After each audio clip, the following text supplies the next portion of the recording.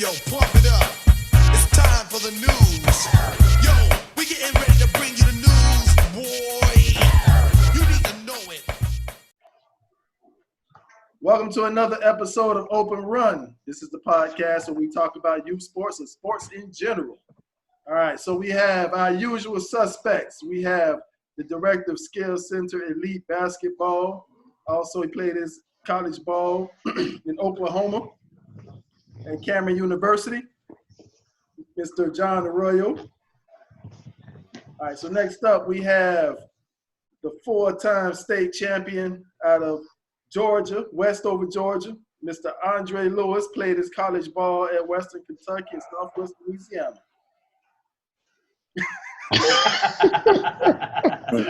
Hey, that's my favorite player all time, man. All right, so we got the player development specialist. Oh, man. Played his college ball at TCU and St. Leo University, Mr. Chris Ward. What's up, gentlemen? What up, what up, what up? All right, so now for our invited guests. So we have a standout from Bloomingdale High School in Florida, averaged about 28 points a game. Played his college ball at Polk Community College and Norfolk State University. My man, Mr. Kevin Perry. What up, Kevin? KP, what up? All right, so we also have a young man that played his high school ball at Largo High School. He averaged about 23 and 12, if I remember correctly. Also played his college ball at Florida State University. Played for the Miami Heat and a long career overseas. You mostly played in Japan, right? Yeah, most of my career was over there. Mr. Ron Hale. What's up there, Ron? What's going on? All right. So next up we have Drum roll. from St. Louis. Wait, hold on. Hey, wait, hold on, Joe. Hey, this is sponsored by Belvy. This intro is sponsored by Belvedere. Kill that motherfucker, man, like that.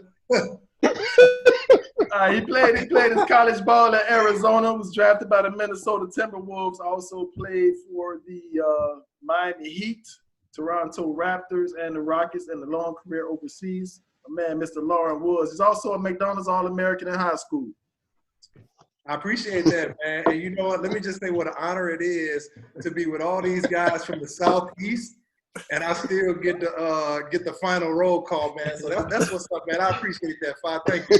Actually, I forgot myself, man. So also too, that's out of Tampa, Florida, Jefferson High School, averaged a triple-double in high school with the Polk College, St. Leo University's all-time leading shot block. Only played a year and a half. Mr. Joe. I didn't mean to do that, but I really forgot, man. All right, so we all did a little bit of homework. We had to watch the documentary called The Scheme, which is a really good documentary, probably the best one I've seen since probably the Fab Five. I really enjoyed it. But one of the topics, one of the biggest parts of the scheme that we're going to talk about today is, should the NCAA pay its players? So we're going to start off with Mr. Chris Ward. What do you think? Oh, man, don't. I got two dudes here right now with Tyson and Jawan. Oh, man, you know what? They call it a stipend now. So I know they got more than what we got when we were in college. So they do get some. Do they get enough? You know, the bigger schools, no. I mean, you got kids, their jerseys are selling. You know, tickets are selling. They're on billboards. They're doing commercials. So it's kind of like, you know, people say, you know, education is their payment, which is good. But that education run you about $20,000. And those market pieces that the tickets that bring in, or the fans that come in, they're worth hundreds of thousands of dollars, if not millions, with the TV and the marketing and stuff like that. So, you know, I think they should get paid something. Now, what? I don't know, because everybody's going to have a different scale, because you have high major, you have mid-major, you have low major.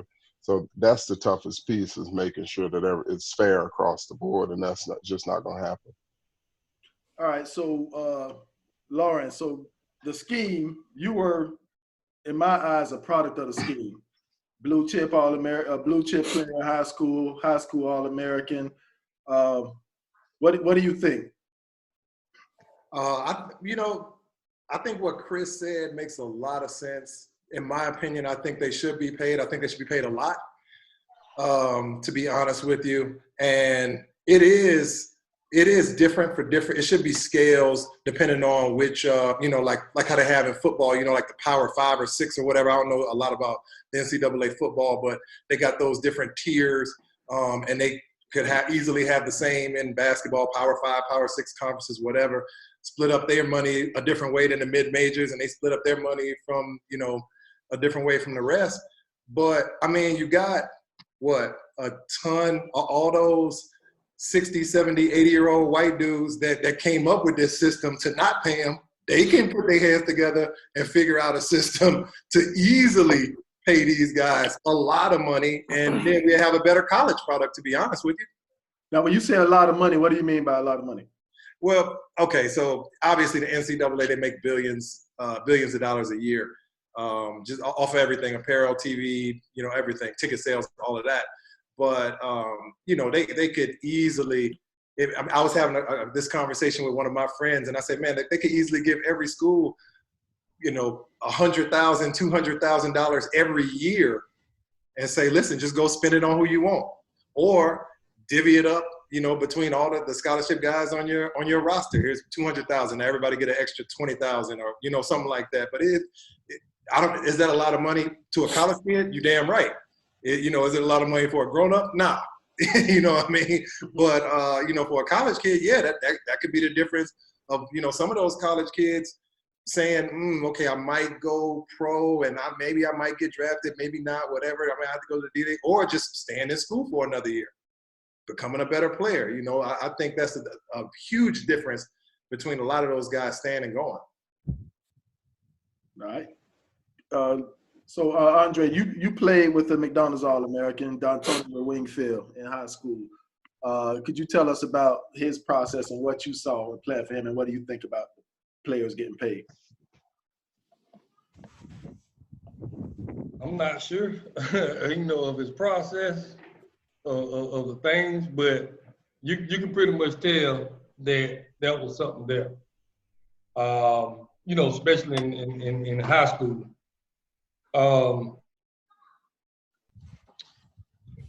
It's it's easy to say because I don't know necessarily how the process was, but from my understanding, there was a middleman, which was a pastor, by the way. And at the end of the day, Dunn, being the McDonald's All-American, he did not graduate from our high school. Wait a minute. You said he didn't graduate. He did not graduate from our high school in Westover. After the season, he transferred to a private school in Cincinnati. He signed with Cincinnati.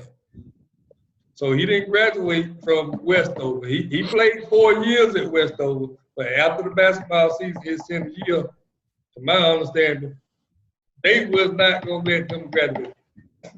So he ended up going up to some private school up in Cincinnati and graduating there. But there's a lot of background, to that.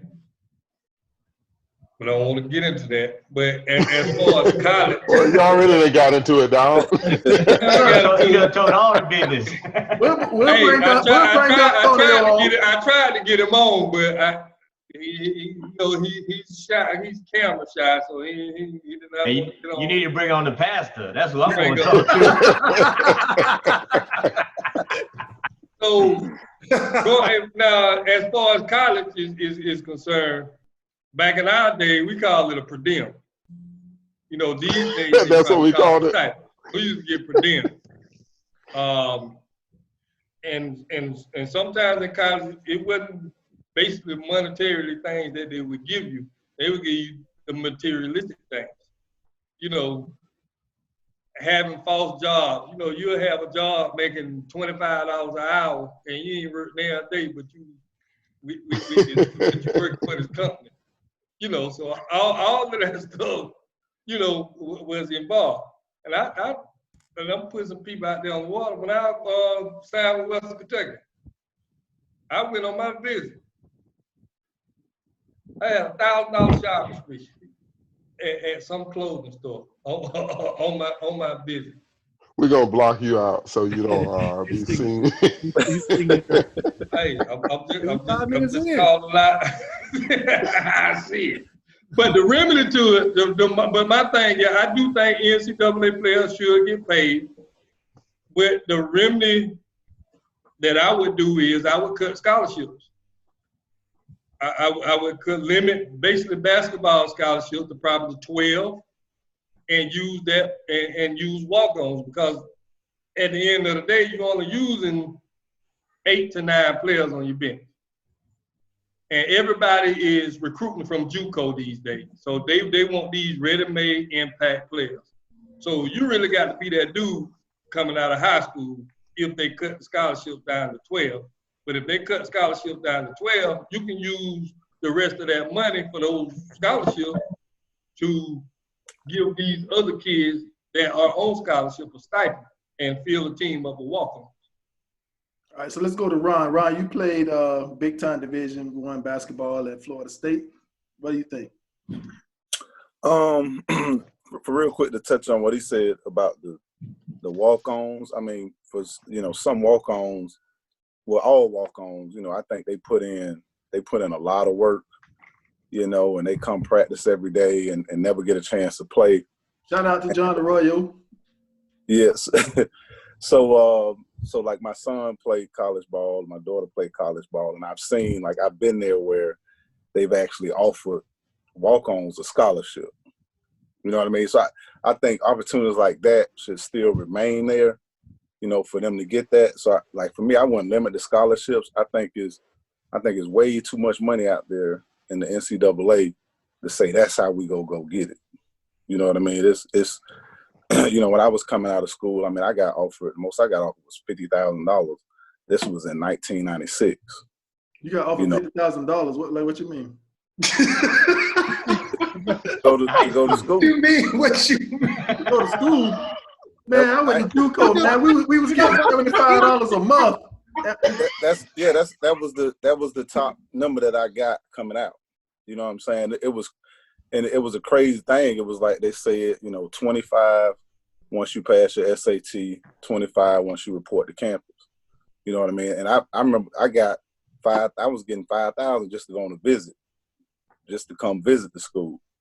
You know what I mean? And I remember sitting outside the office and my coach going in there negotiating these prices and coming back out with 30. I was like, there was 40, you know what I mean? So it got to 50. And so just to see that schools in 1996, for just me I wasn't a McDonald's All-American. You know what I mean? So for them to be able to just throw that type of money out there, and then you throw the NCAA in it, they got billions. Man, it's all kind of money out there where you can get to these kids. It's just I think they're really trying to control the system a little bit as much as they can.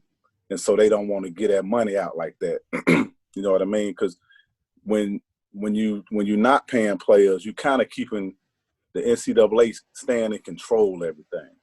I remember I was in school at Florida State. I went up, I tried to get a paper clip.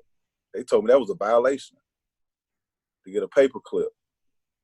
I couldn't. What do you mean? A paper clip, like to put on my papers, like the little silver paper clip, like that was an NCAA violation back in '98. Right. Or going up and wanting to call my mom, that was a violation. You know what I mean? So I think the NCAA right now, they just trying to control these players as much as they can. You know what I mean? And I hope somebody get a hold of it because they deserve to get paid. I don't know the formula.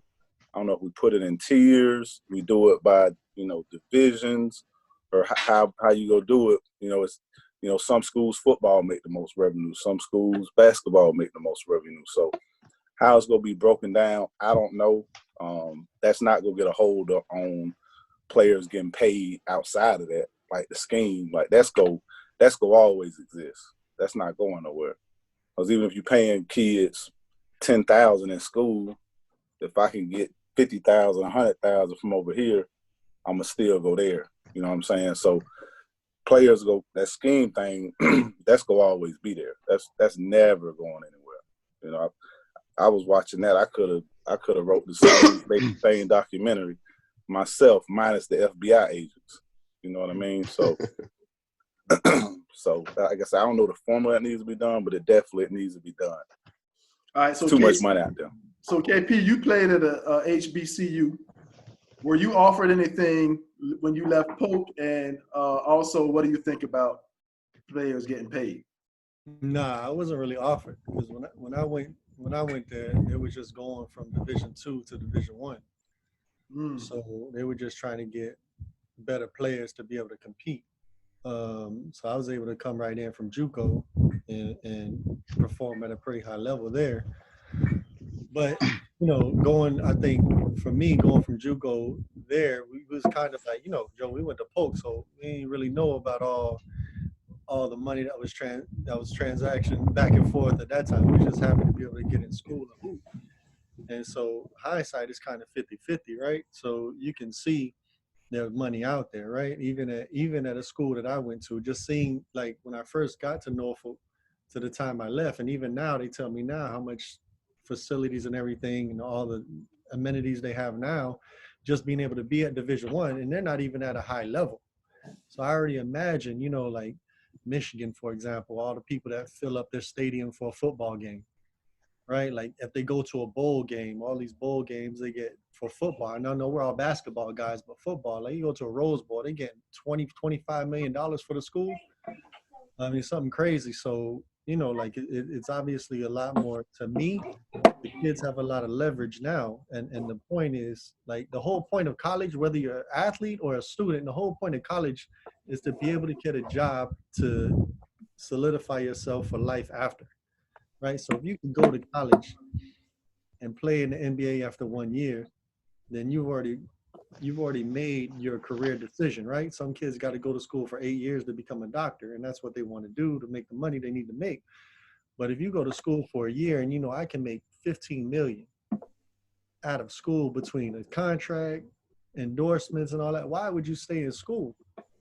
Now you run the risk of getting hurt and all that. Zion Williamson obviously is a perfect example of that. But to everybody's point, there's a lot of money in the NCAA. So I don't know. To me, the athletes should get paid. Number one, I think it's all a percentage, right? NCAA is a business, just like any other business. The whole point of any business is to make money.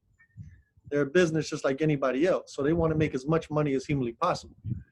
So now, to me, it becomes a point of a percentage that they pick, right? So if you go to Duke and Duke's basketball team brings the most money for that school, they should get a higher percentage than the golf team. The problem is, if they look at it holistically, their student athletes aren't going to get paid the same amount of money. But even on a basketball team, take Duke. I use Duke as an example because this guy brought so much money to the school. Zion Williamson brought so much money to the school. Does he get paid the same amount being on a basketball team that the 12th player on the bench gets paid? That, to me, I think is the biggest problem. They should get paid. The problem is I don't know if they have to figure it out. Right now, they're getting paid regardless right now. They're just going to get in trouble for the money they get right now. And that shouldn't be the case. But again, it doesn't hurt the kid that's going to go to the NBA regardless. Let's just say Zion Williamson got $150,000 to go to Duke. Bro, even if he doesn't play in the NCAA tournament, he's going to the NBA regardless. So it doesn't hurt him. It hurts the kids that really want to stay there 2, 3, 4 years.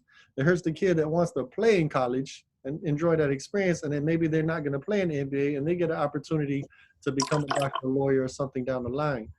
And so, to me, to answer your question, they should get paid. I just don't know how that works. But when you talk about the top-tier guys, they're getting paid regardless right now. But then we talk about a state student athlete, how much would they get paid?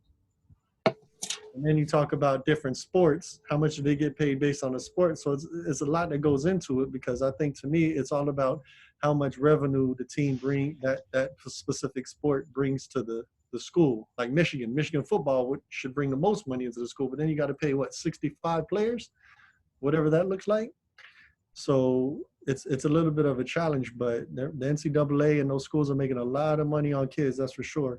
And the justification is a scholarship. So let's just say the kids go to school, They pay, let's say, like Chris said, it's $20,000 to go to school. Let's just, for easy math. So if they pay every student $50,000, just take away the scholarships completely. They use $20,000 to pay, and then they get to keep the rest. I don't know. I mean, I don't know how that works, but they got to figure something out if they want to keep making money.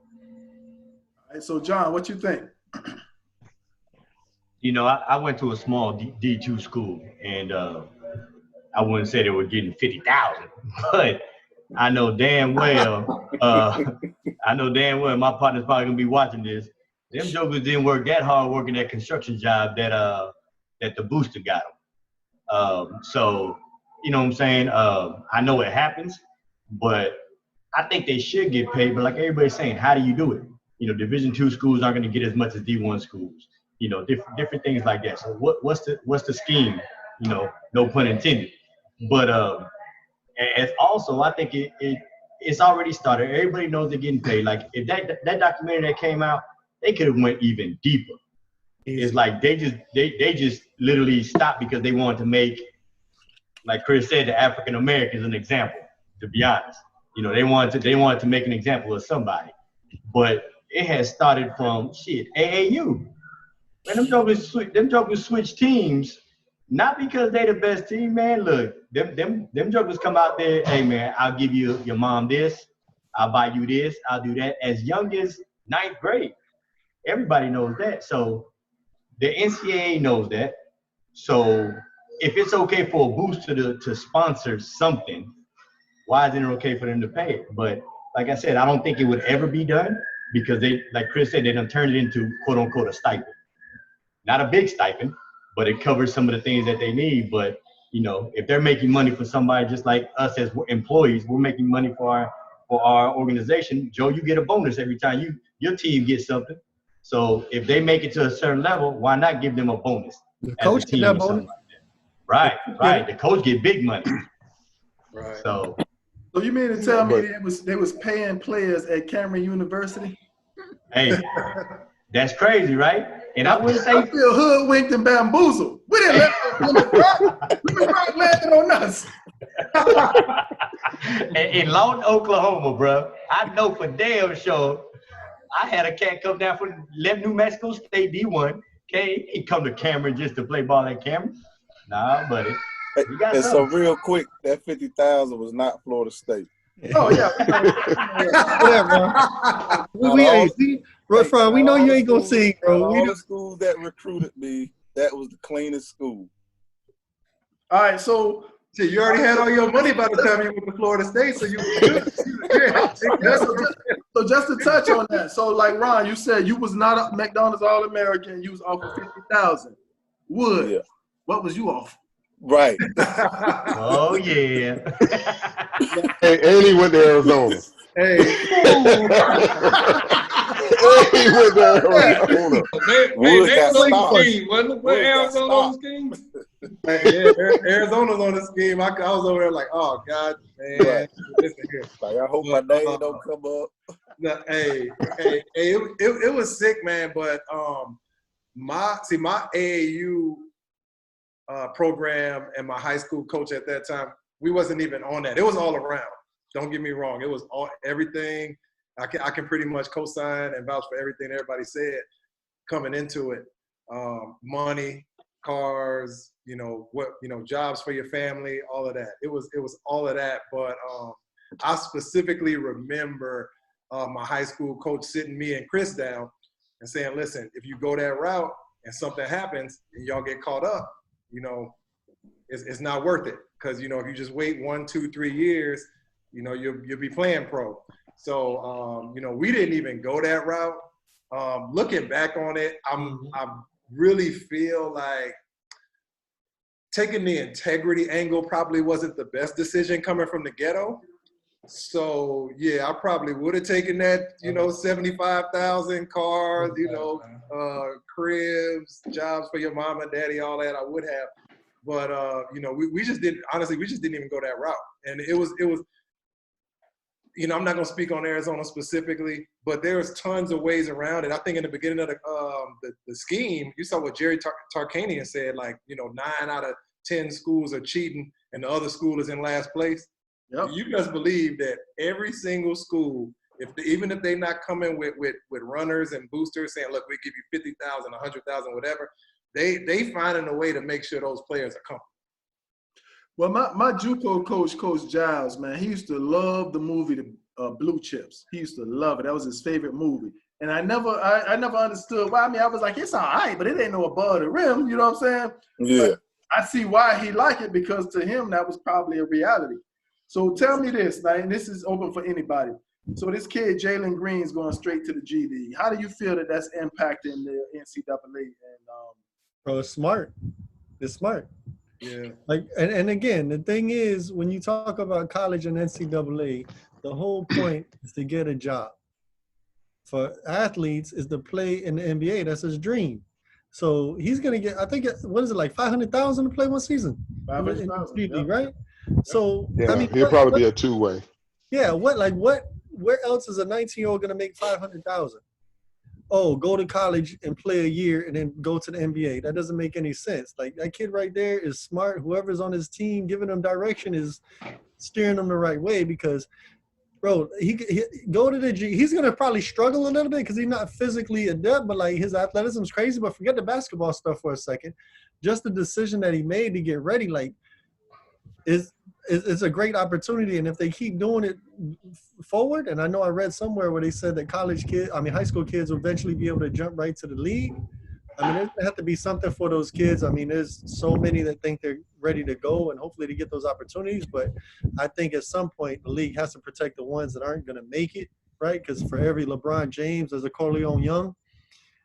But for that kid to get that opportunity, because even if he doesn't make it to the NBA, 500,000 is a hell of a more than he's ever gonna make in college.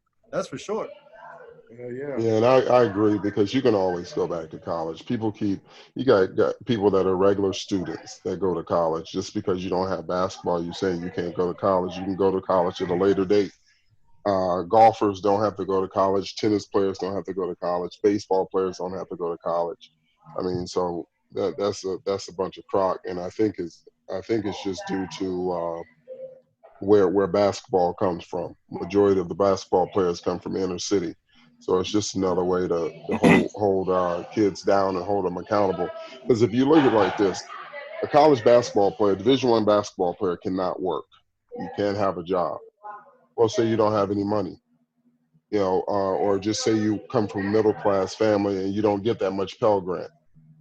So now you're struggling once the cafeteria closes. Your parents gonna try to send you this. So it's a lot of ways, and I think the NCAA would make more money, because a young man like going to the G League may say, you know what, I'll go to college just to have that college life. I mean, college was the best time of my life for me, just to have that experience, just to grow up a little bit, just to have that campus, go to a football game, just little things like that. I think those kids would choose to go to college if they knew they could get some type of funding, if they can get some type of money. I mean, why wouldn't you? I mean, I'm not saying you're going to make $500,000, but if a kid could go his freshman year and he was a top tier kid like that, and he get $100,000 and he get to go to college, why not? Or you set him up for promotions where he can do different things for car commercials, just any type of things dealing with networking and selling the program, and he can make money doing it. Why wouldn't that kid go have the experience of his life for a year or two instead of going to the pros, getting his head beat in maybe first couple 2 years? You're a rookie, so you're gonna have to do some rookie things.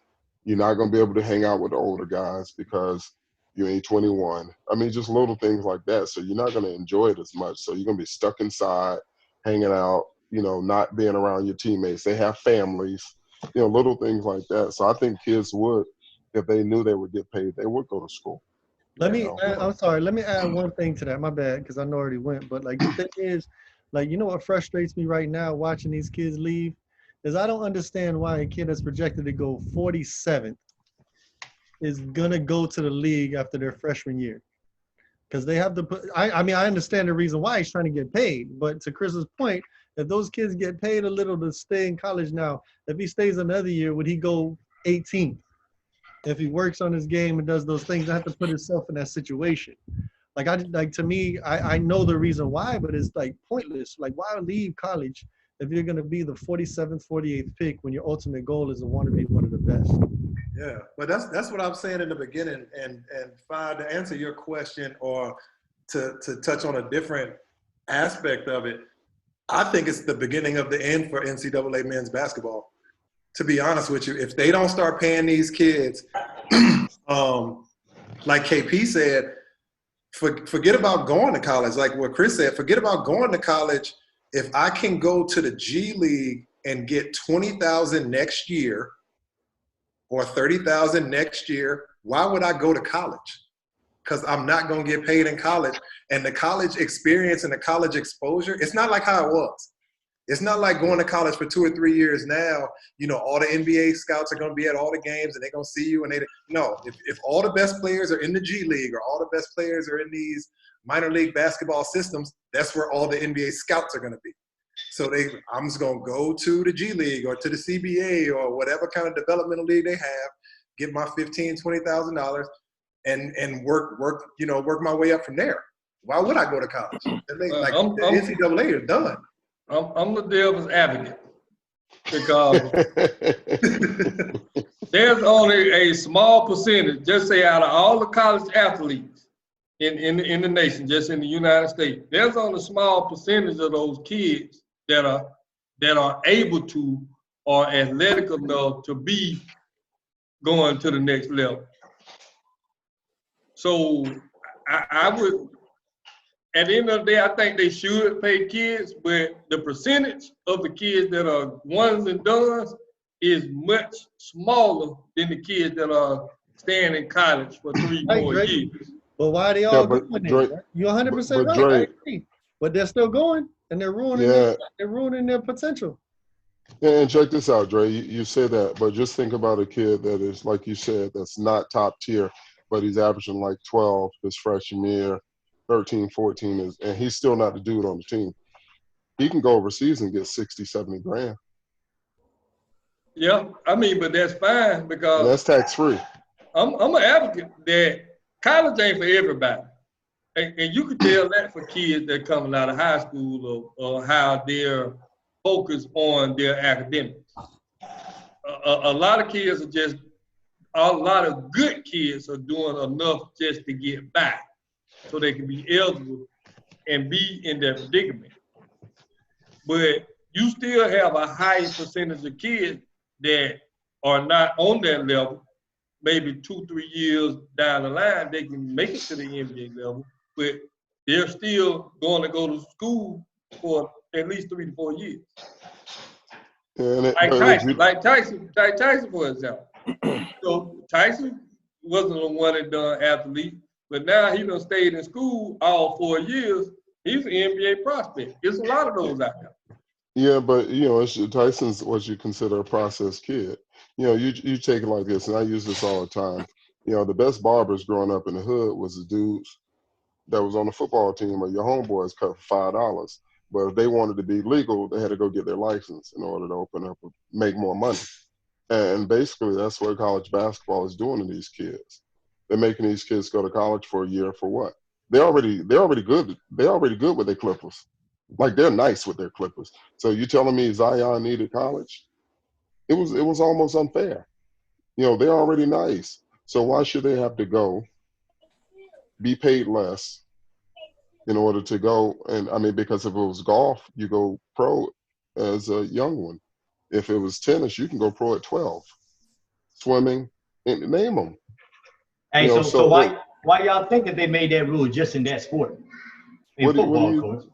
What do you think, it's football and basketball. That's what I'm saying. If you want to honestly look at it, how many African Americans play football and basketball? That's what I was thinking. So, but you can it's get about drafted control. in baseball out of high school and have a choice of whether you want to take that pro contract or I don't sign with college or I can go to college. They have an option. Baseball players have an option. My younger brother got drafted 4th round by the Pirates. He had in his contract, my dad made sure they put in his contract, they would pay for him to go to school. They would pay for him to go to college. He went 1 year of college. He went his freshman year. He got drafted 4th round. So he put in his contract that they would pay for the rest of his college. So you can add things like that. Kids can always go back to college. Hey, You let know, me they don't ask, have. It's not mandated. go back to the G League. The kid that just went to the G League. Did that open the eyes of the NCAA? Did that open the eyes of the NBA and G League? Because that's another avenue of money stream coming in. So like Wood said, like, man, they better wake up now, or that G League, we're gonna be tuning in on TNT on Wednesday nights. Yeah. So I think it opened up some doors. Yeah, I don't think I'm selfish, man. I like that old school late '80s Big East, early '90s Big East. Everybody stayed for 3 years, and the only question was, is he gonna play good and go pro? You know what I'm saying? I want to see that again, but that's just for my own selfish reasons. You know what I'm saying? I mean, I get it, but it's selfish. But look, don't act like Chris Ward didn't just take us to deep waters and try to drown us, talking about the barber in the hood, got his license and stuff like that. I'm just saying. I'm just saying, man. All right, so I take it that we all agree that the college athletes should get paid. We don't Definitely. know what that formula looks like, but it should get paid. But let's switch gears a little bit. So last night, The Last Dance aired. Who throwing pots in the back of somebody's crib right now? What is that? I don't know, man. Somebody That's me. got some pots. That's some good cooking. All right. No, So let last night, me mute The myself. Last Dance aired on I'm ESPN. just with you. You on mute, Chris? All Yeah, right, yeah. Oh, we can hear it now. We can hear it now. Go ahead. So The Last Dance aired on ESPN last night. So it was a lot of conversation about how would Jordan fare in this era? How would he play in this era? So people always talk about the hand check and the physical play, but then when they see the highlights on that video, they say, well, I ain't see no hand check. That shit looked like he was at the park playing against some old white dudes and stuff. So what do you guys think? How would Jordan fare in this era? Go ahead, Ron. Go first, bro. Ron. I mean, me personally, man.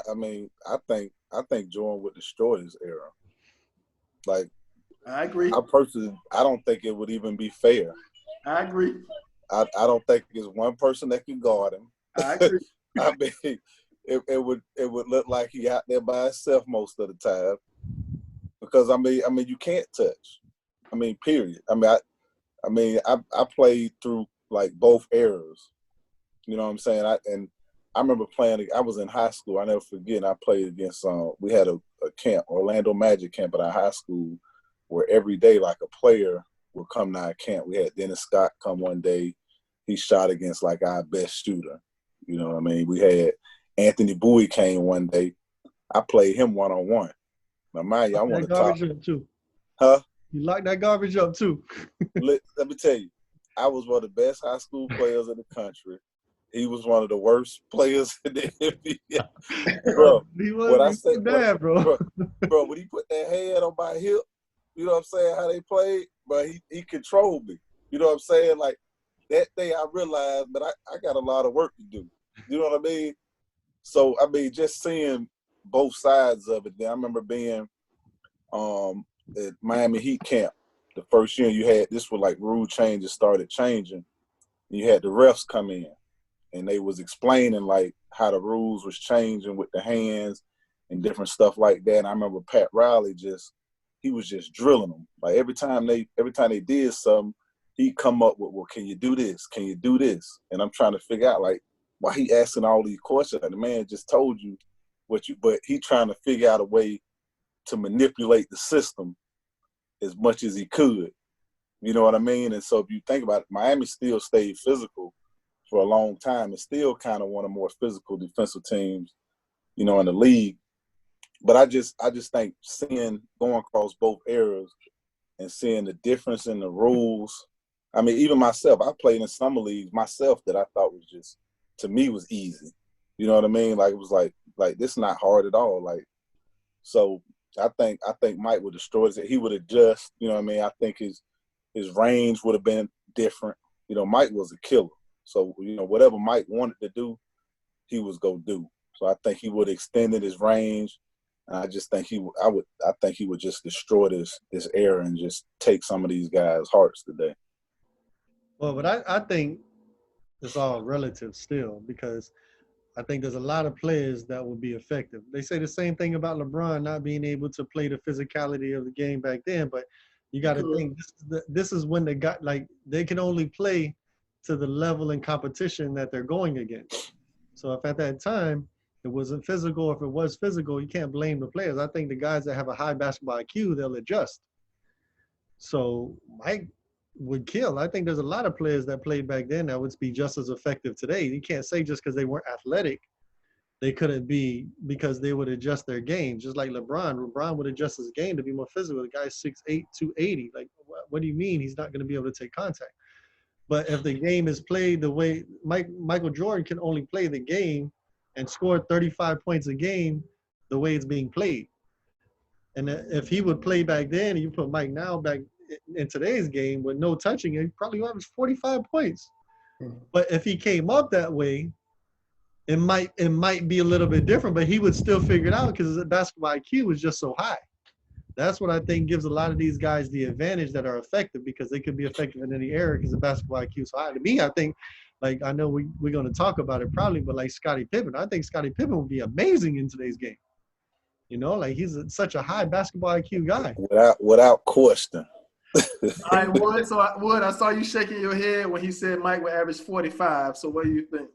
Oh man, I'm a huge Mike fan, but just the basketball alone, Mike could score 50, but then lock down your best defender. And see, that's what we don't see a lot in today's game. We don't see we see, like Steph Curry, and don't get me wrong, I love Steph Curry. I think he's amazing, but Steph Curry he rarely ever guards the other team's best point guard, especially if they're like a, 30, 40 point guard. And, for whatever reason, maybe he's just not a great defender or whatever, that's just what it is. But Mike was how many times was he all defensive? 10? Once every year, yeah. Probably more than that. First team, all defense, like 11, 12 years. But, I mean, he was scoring 32 and then holding your best player to, 12. And then imagine if he got to be on all the performance-enhancing drugs that all these players is on in the league now. Are you kidding me? Mike would average like 60. Well, but the thing, too, is you got, like, the thing about defense now, bro, is, like, offense is provocative now.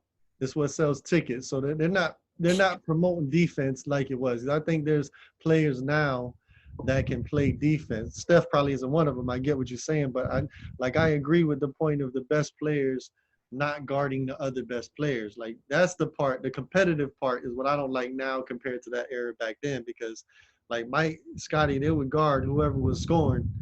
They took pride in that. I think the only one now probably is Kawhi and Paul George. They do that a little bit. And even as much crap as it gets, KD takes it too because KD can lock up too. But they just don't promote defense as much. So why focus on that if that's not what's going to get them paid? Like James Harden. James Harden used to actually play some defense, bro. Well, it don't matter anyway. They do a pick and roll to get the mismatch to play anyway, so it don't even matter. Yeah, so James Harper was one of the guys that he posted talking about the hand check. He ain't seen none of that and this and that. Now, he was supposed to be on here, and James Harper played on the high level, played pro ball. I just really feel like, people get it twisted where Mike was just as good defensively as he was offensively. And, people forget about that, man. And it's crazy to me. I think he would be better now than he was during the era he played. Now, James Harper was posting on Facebook, and he gonna laugh about this. He was posting on Facebook about Mike not playing against anybody, and the game wasn't that physical. I was watching ESPN Classic or NBA TV, and they had the Heat game on from the 90s, late 90s. So it was with the Heat, and man, that game was physical as shit. It was physical as shit. I text him, was like, bro, like, turn it to this game. This game is fit.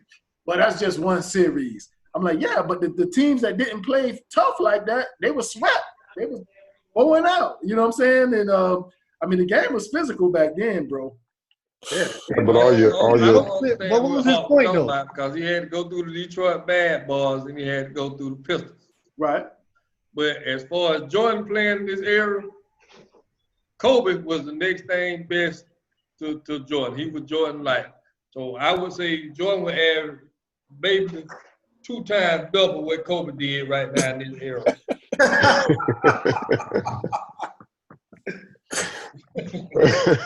So Jordan It'll be was ugly. playing in the era through Kobe, but It'll be he'd ugly. average 2 times more than what Kobe had. But Joe, what was Harper's point by saying that was the only physical team? I don't know. I think I caught him off guard with that because I don't think he was supposed to be on here, man. He He must be a LeBron fan. No, He a Laker. He like the Lakers. Guy. But I don't know if he got something. I'm a LeBron fan too now. I'm a LeBron fan, but he ain't the GOAT. Hey, but let me say this. I think a lot of the people, because we had a conversation with a couple of guys about the Jordan LeBron thing, and you can't compare the two best players in their eras in the other person's era, because you really don't know. But they always bring up, man, Jordan played against John Stockton, Craig Elo. Like, they always bring up the white boys. Jeff Hornacek. You know what I'm saying? They always bring up the white boys who guarded Jordan. But while you playing, there ain't no nasty white boys in this game right now, like the Danny Ainges and Larry Bird to punch you in your mouth as slow as he was. Like, there was some dirty dudes. Lambeer. Like, that era was different. And I think y'all said it right. It was more competitive in the sense, like, when Tony Kukoc, when they found out Tony Kukoc was coming to the Bulls, man, Mike Jordan and Pippen was like, man, he ain't scoring a bucket. Well, he didn't want to touch the ball. He didn't want to touch the ball, right? Yeah. Like, they don't have them guys these days. They want to be friends, go banana boating and shit like that. You know, they want to be cool with them, but they don't have what they had back in the day. They don't. Well, but the thing for me is, like, again, like Michael Jordan and Craig Elo or Danny Ainge, you can only play the players that's in front of you. Yep. I mean, if James Harden guarded Michael Jordan, this man would score 80 points. If Michael Jordan came off a pick and roll every single time and a big man switch, bro, forget it. Right. You know, so like we can go back and forth. Like, it's not fair to compare because you never know. But I mean, you know, like, same thing you say about LeBron. I think LeBron's amazing, right? I'm not a huge fan of, but he's amazing. But if you take LeBron now and put him back then with no zone and double teams and all that, man, forget it. So I mean, it's just different times. What if LeBron take off 2 years and go play another sport and come back? Is he gonna come back and do what Jordan did? Hey. Oh no. And I think too. That's why, Mike, you have to look at his mentality, because anybody that's been playing, you know the difference of I'm going to the hoop and know he can foul me or he can clothesline me. Mm-hmm. Like, you know what I'm saying? Like, having that in your head is like 2 totally different things. Yes. You know what I'm saying? And I think everybody ain't built to be able to go there and be like, I can get clothesline, but I don't care. You know what I'm saying? And so my thing, why I say like LeBron thing, I see LeBron, when you think about it, he can probably get to the hole whenever he want to. Yeah. And you'll see him do that all game. But when it come to a game winner, he don't want no part of that paint. No, I agree. He go stop and pull. I always told people this all the time. I was like, bro, I would love to see LeBron play 1 year. I mean, it's not in his character, so it's never going to happen with the Michael Jordan or Kobe mentality. And I'm not a LeBron fan. I'm a Laker fan, so I got to like LeBron now. So don't get confused. I never was a LeBron fan, but I think if he had the mentality, it would be a little different. But I mean, you say, Ryan, he got to be built for that. Yeah, yeah. And I think, and I like LeBron. I think actually maybe if he played in that era and got that a couple years and built that mentality, that he could be the GOAT. You know what I mean? Like, I think that's the only thing to me that kind of separates him is a mentality. I think statistically he would be the GOAT, but I don't think he'll ever overcome Michael Jordan as being the GOAT, because Michael Jordan changed the game. Yeah. Magic and Larry Bird said it last night. Yeah, and that's what kills me with these defensive things, like people guarding. The East Coast had the toughest defensive scheme in all of basketball. They're more physical than the West Coast. Well, the Bulls were in the East Coast. So majority of the games for the Bulls came in the East Coast. The West Coast was just a trip that you played maybe once or twice. Yep. You play those teams on the East Coast 3, 4, 5 times a year, sometimes 6. You know, and so they said they always yell out, you know, John Stockton or whoever, Craigie, whoever guarded them. I mean, a lot of those teams came from the West. They don't talk about Indiana. They don't talk about Boston. They don't talk Detroit, New York. Go to New York if you want. Ooh. Go to Charlotte. Ooh. When Larry Johnson and Zoe was there. I mean, then you had to go through the whole thing to get to the championship. Yeah, I mean, so yeah. so you talking about that whole East Coast. So he took ass whooping in the East Coast before he could go out to the West. So he was happy to see them boys in the West Coast. Hell yeah. Bro, when I seen that last night when he got injured and he told they only playing 7 minutes a half, and he went in there and still controlled the game with 7 minutes. Yeah, that was crazy. Come on, Yeah, bro. like you controlling your son. Get your son off film, man. And that joke be up all night, man. Back up, man. Hey, man, go to bed, boy. hey, so this my thing about Jordan. So, Jordan was his last year playing was what, 2003, and a lot of those guys that was dogs and in a different era, he still put in work. He still averaged like 25. You know what I'm saying? He was like 40 something. Yeah. So imagine him at 23, 24, 25 playing in that era. He averaged 25 as a 40-year-old. It's work, bro. It's easy money. Right. And they said that's holding him down. That was locking him up. Right. He played a lot more smarter then, though. Like, Yeah. he was a lot more under control. He knew how to. Game is game, though. Buckets is buckets. No, that's what you do when you get older. You got to get smart. Yeah, it was impressive. But I don't know. I think the biggest thing is like the era you grow, like you come up in, is what prepares you to be in those situations. So you can't fault John Stockton for not being athletic, because he led the league in assists every year. So he was athletic enough to do the things he had to do. Now, if you take John Stockton then and put him in the NBA now, he'd be terrible. But he still do work. But I would guess he would still alter his game to be effective because his basketball IQ was so high. So like athleticism is not the only reason that he wasn't effective. This is how I see John Stockton. He wouldn't do that much work, He wouldn't do that much work. No, but this is how I see John Stockton, bro. When we was the young guns, the college guys, and we went and played. The HCC had a real nice program one year, and we came and we played in it, and it was a team called Beefo Brady's, and it was a bunch of Tommy Tonelli and all them guys, and we was like, man, we about to blow this shit out, bro. They beat us by 30, and it was a bunch of John Stocktons and guys like that, man. They backdoored us. You remember that team? Yeah. Y'all say John Stockton wouldn't do work today? I think he would. I do. I don't think so. Depends on what system he in. In the pick and roll era. In the pick and roll, but I mean, but no, because in the pick and roll, he pick and roll, they gonna switch, and who he gonna be? Because all them 7-footers and 6'10" dudes is just as fast as him. I still think he'd do work, dog. He was just so skilled, man. He had to go to the Spurs. So Dragic out there still doing work. Is Dragic? He had to play for Pop. That is true. Is Dragic better than Stockton? Right. Different type of game. European game. So you say he go switch totally and different type of game. stop him? Bro, Stockton would be in trouble on defense, bro. Stockton have to play for the Spurs We or the already Mavericks. said ain't no defense Wait, today. who said Dragic is doing work? Nah. He's doing work where? I didn't say that. Nah, John said that. No, hell no, I didn't say that. I'm a Heat fan now, but no, I said he's not better than Yeah, Stockton. average like 17 though, Chris. He did He's not average like better than 17. Stockton. Solid, bro.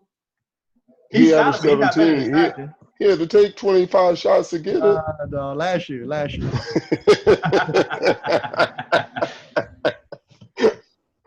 Yeah, man, it's a totally different era, man.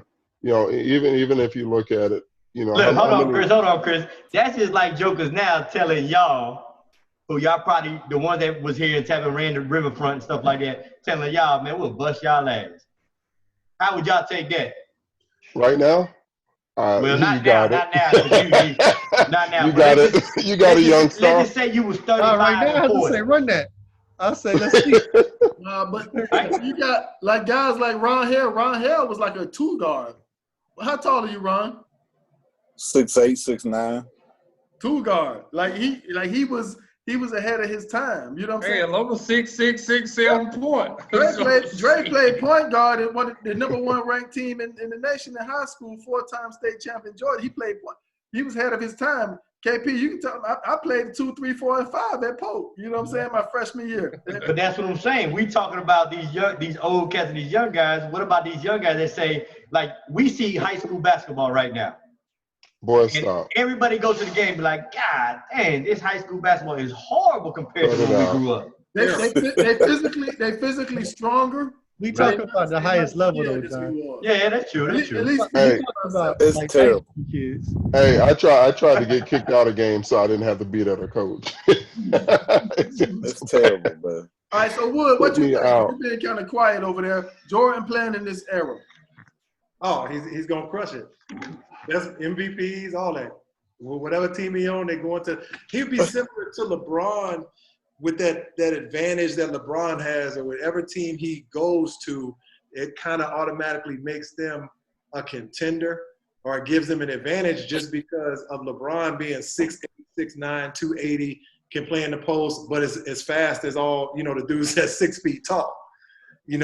But Jordan's tenacity and his defense and his basketball IQ is probably one of the best, of all time, if not the best of all time. And then you And plus, he an asshole. and everything. Nah, he just hated to lose, bro. Like that's the thing. How many dudes have that same killer instinct, man? His tenacity is just amazing. I mean, they showed him playing in camps against kids. He dunking on kids. Yeah. No regards to you. He don't like to lose shit. He don't want you to I don't care who you are. They don't Right. elbowing Tom Brady in the throat, dunking on him like. All right, so Wood, you played against Jordan, you played against Kobe, you too, Ron, both of y'all. Now, Wood, you was on that team, Toronto team when Jordan dropped that when Kobe dropped that 81. Now you was in street clothes, you was injured, but who is Jordan the GOAT, Kobe the GOAT? What do you think? Now Jordan is the GOAT, hands down. So what's Jordan. up with that 81 though? Hmm? What's up with that 81? Tell us about that. We talked about it before. Yeah, we talked about it. He said your boy went double. The coach went That's double. what he told me. He went double, and then he was mad at us the next day at the little lunch meeting. Like, why didn't y'all just like body slam him or something? We like, what? We scored 50 and a half. Oh, Sam Mitchell was the coach? Sam Mitchell was the coach. Yeah, Dude is a maniac. Damn funny, bro. That dude's a maniac. he's hilarious. He be going off. All right, so Wood, before we wrap up, man, tell us a little bit about what you got going on with IMG LLO. Yeah, man, it's called M-Glow, and basically what we're doing is we trying to get all of these kids that have the game, have the athleticism, but for whatever reason, they're underrepresented by all these agents out here, and a lot of scouts overlook them because maybe they go to D2, D3, junior college, NAIA, all that. We just trying to help them get looks and get exposure overseas, man. So, we got a bunch of kids signed up, man, and everybody's thirsty now because everybody want to be involved in something basketball because of the situation, man. But we definitely feel like we're doing something good, and we're gonna help a lot of guys out. I think that get overlooked and kind of fall through the cracks when it comes to the system, especially that's controlled now solely by agents and managers in that industry. Yeah, so Chris Ward would be a really good resource for you, man. He has a lot of context, a lot of ideas and things like that, man. And I think you guys should really link up and kind of chop it up on some of that stuff, man. Yeah, please, because I just got a hit today from a guy up on the East Coast about his son. He sent video and everything. Yep. And we get them going, man. We do all this, do it all for free, man. We just want the kids to get their profile up on the thing. And then we sending them out to the overseas teams and stuff like that, man. Just at least have a look, because you never know if somebody might see something that they like. That might be that one shot. Whether it be 1 month you get paid or if you have a 20-year career, man. I want everybody to be able to have the the kind of life, or just to experience at least for a small second, like what I got to experience through pro basketball. What's the age limit? We just working mostly with guys that's either in college or above. Oh, okay. I'm above. I'm getting in shape now. No.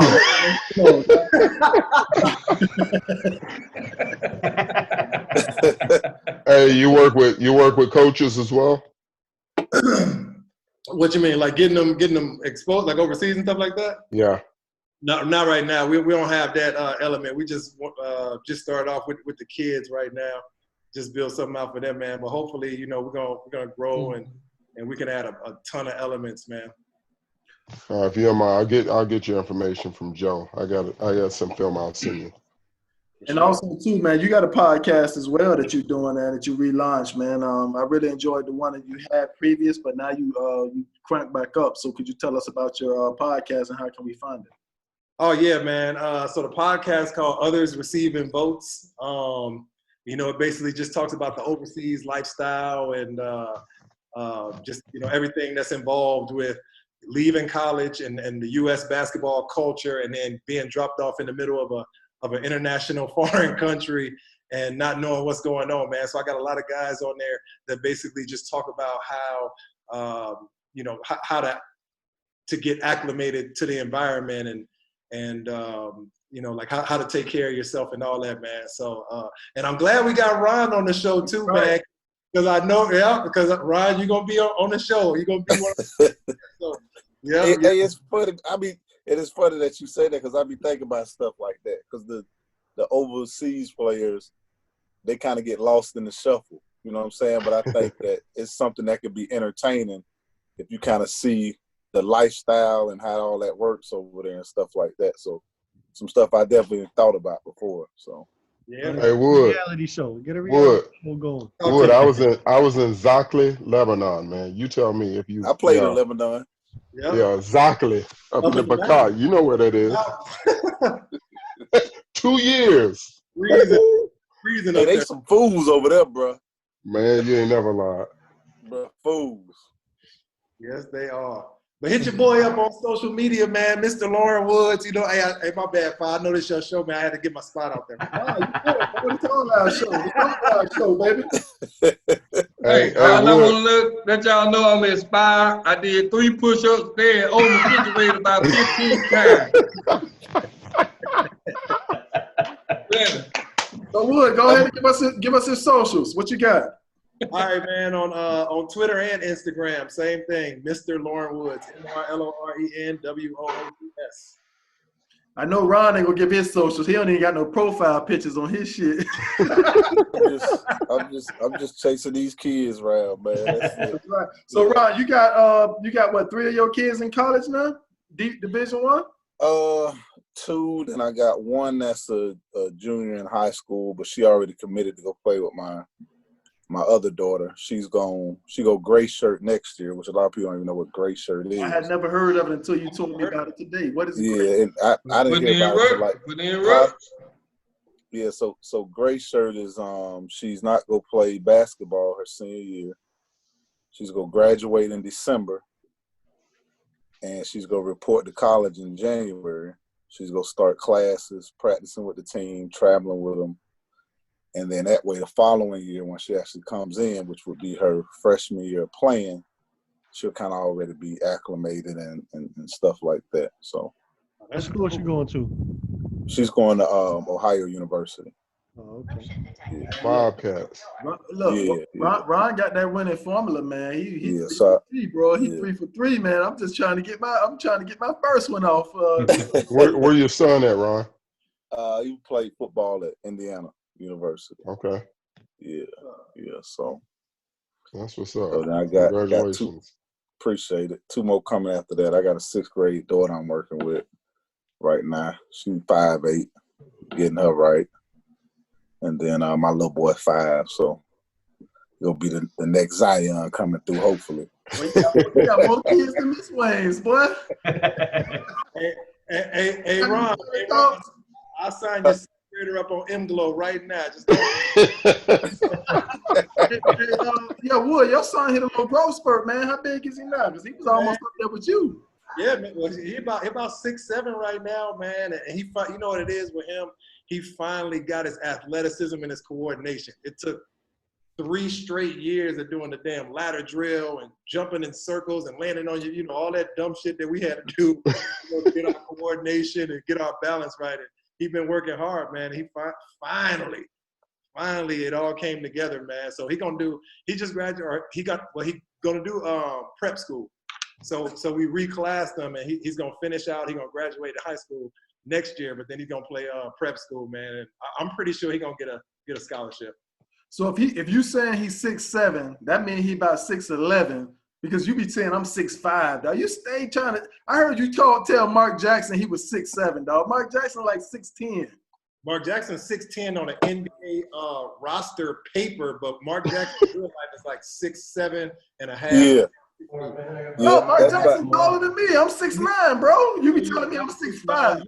You are about 6'7", maybe 6'7" and a half.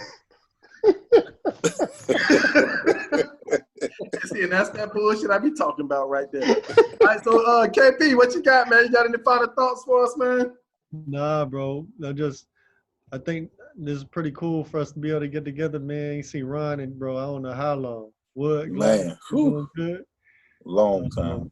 Obviously Chris, John, Dre, y'all holding it down in Tampa. Proud of what y'all doing with the boys, man. The kids that y'all doing. So for me, I would love to be there in Tampa helping y'all out, man. Obviously we chasing this squirrel, man. So, trying to get it. I'm gonna try to get my little girl. She 2 now, so try to get her. Hopefully she wants to hoop. But y'all stay safe, bro, because junk getting crazy out here for real. But I'm glad to see y'all, man. Man, I appreciate you holding me down since I was in the 7th grade. Now KP's been our biggest sponsor since we were in the 2nd grade, man. 2nd all the way to 7th, man. He really makes sure we can do what we do to get our team sponsored, man. I really appreciate you, bro. And hey, John and Chris, man, we was talking about starting our own little program way back then before the Skill Center started, man. But just my boy had to move away, and y'all railed me in, and every time I try to get out, y'all pull me right back in. All right, man. That's our time, man. Peace, man. I appreciate y'all coming. Appreciate y'all, man. We do it again sometimes, Wood, Ron, KP, man. Get y'all back on, man. It's a really good episode, I think. Yes, sir. Appreciate it, sir, man. All right, gentlemen, have a good one. Yes, sir. Yo, pump